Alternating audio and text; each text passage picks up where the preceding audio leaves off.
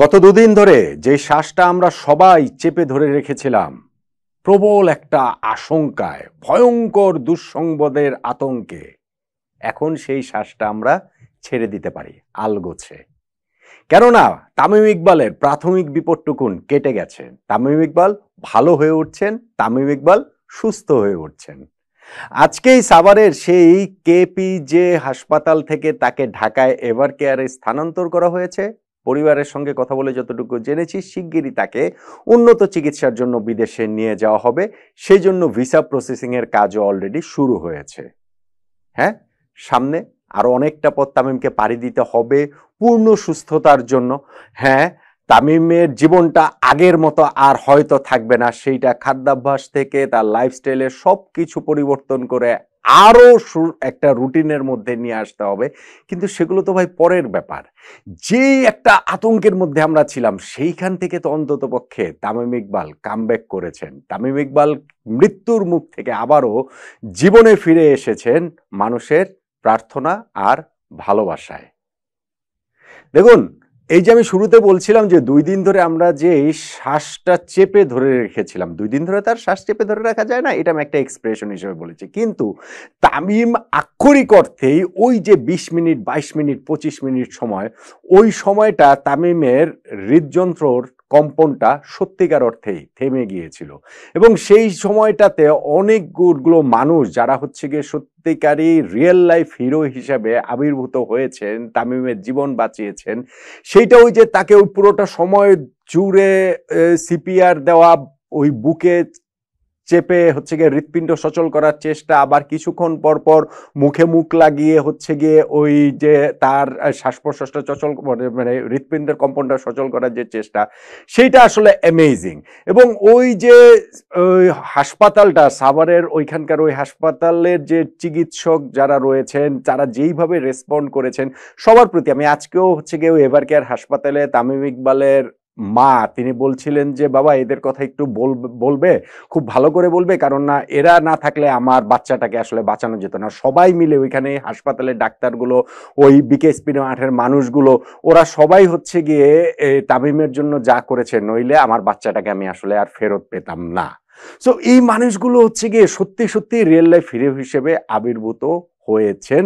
এবং সেইখানটাতে তামিমকে আজকে যখন ওই হাসপাতাল থেকে, সাভারেশি হাসপাতাল থেকে নিয়ে আসা হচ্ছিল এইখানটাতে হচ্ছে কি আমাদের ঢাকাতে এভার কেয়ার হাসপাতাল, তার আগেই কিন্তু ওইখানে গিয়ে তার সঙ্গে দেখা করেছেন তার ওই দীর্ঘদিনের সতীর্থ সাকিব আল হাসানের বাবা এবং মা। এইটা অনেক বড় নিউজ হয়ে গিয়েছে। সাকিব তার আগের দিন, গতকালকেই তিনি তার সোশ্যাল মিডিয়াতে তামিমের সুস্থতা কামনা করে বার্তা দিয়েছেন। তামিমকে সতীর্থ, ভাই, বন্ধু হিসেবে তিনি আখ্যায়িত করেছেন। তাদের দুজনের সম্পর্ক মাঝখানে কি হয়েছে না হয়েছে ওইসব আলোচনা এখন পুরোপুরি অর্থহীন। কিন্তু এইরকম একটা সময়ে সাকিব যে তামিমের পাশে দাঁড়িয়েছেন ওই শুভকামনা নিয়ে, এবং তার বাবা মা আজকে গিয়ে দেখা করে এসেছে, এইটা আসলে অনেক বড় জেস্চার বলে আমার কাছে সত্যিকার অর্থেই মনে হয়।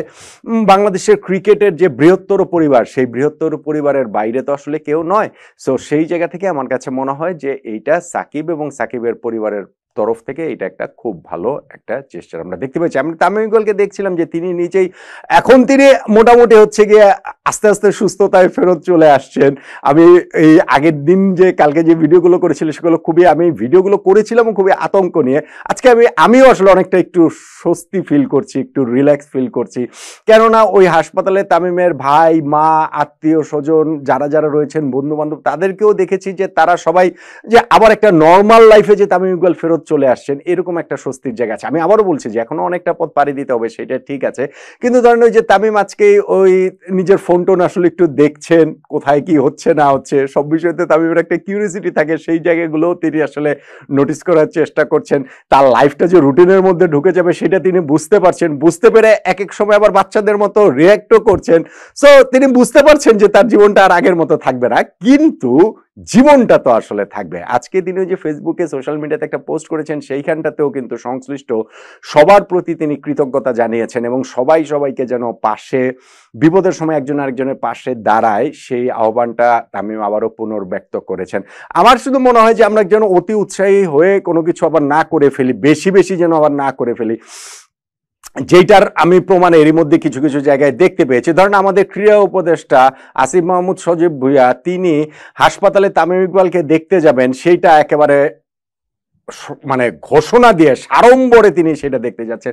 ভাই একজন তামিম ইকবাল ঠিক আছে, কিন্তু আপনি যখন একজন, তিনি তো এই মুহূর্তে একজন পেশেন্ট, তাকে আপনি দেখতে যাচ্ছেন, সব মিডিয়াকে মোটামুটি ইনভাইট করার মতো ঘোষণা দিয়ে দেখতে যাচ্ছেন, এইটা আসলে প্রসিডিউর না, এটা আসলে হয় না।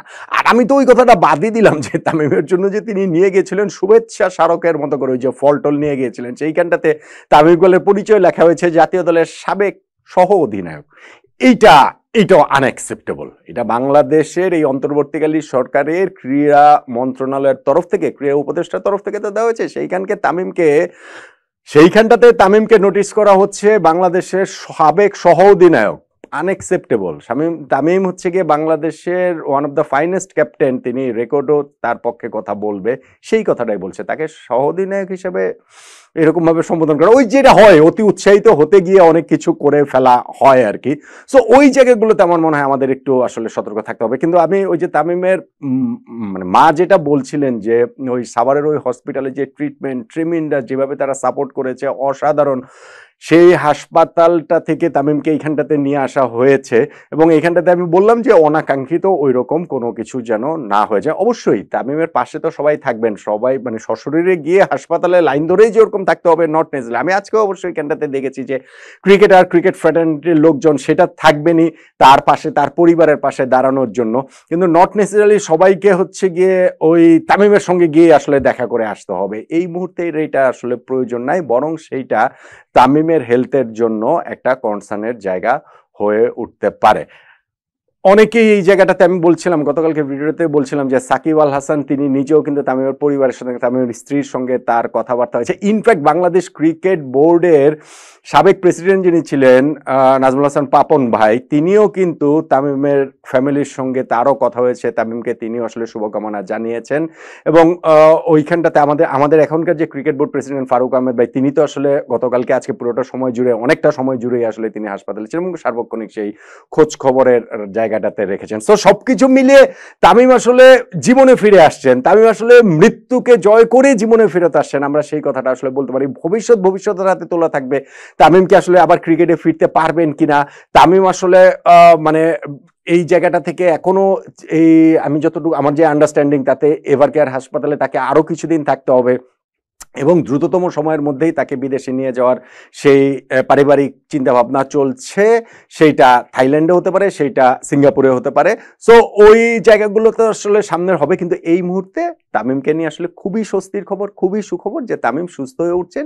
কিন্তু এই সময় আবার আমরা কেউ যেন, বারবার ওই অনুরোধ, সবার প্রতি সেই কৃতজ্ঞতা প্রবলভাবে জানাচ্ছি, কিন্তু একই সঙ্গে অনুরোধটা করছি যে আবেগের আতিশয্যে কেউ যেন আমরা আসলে কিছু বাড়াবাড়ি না করে ফেলি, বরং তামিম যে মৃত্যুকে জয় করে আবার জীবনের পথে চলে এসেছেন, আবারও যে তামিমকে আমরা আমাদের মাঝখানে একজন সুস্থ স্বাভাবিক মানুষ হিসাবে পাবো, সেইটাই বরং আমরা স্বস্তি নেই। যেটা আমি ওই এক্সপ্রেশনটা বলছিলাম, 2 দিন ধরে চেপে রাখা যে নিঃশ্বাসটা, সেই নিঃশ্বাসটা ফেলে আপাতত আমরা সবাই ওই একটুখানি স্বস্তির নিঃশ্বাসটা ফেলতেই পারি।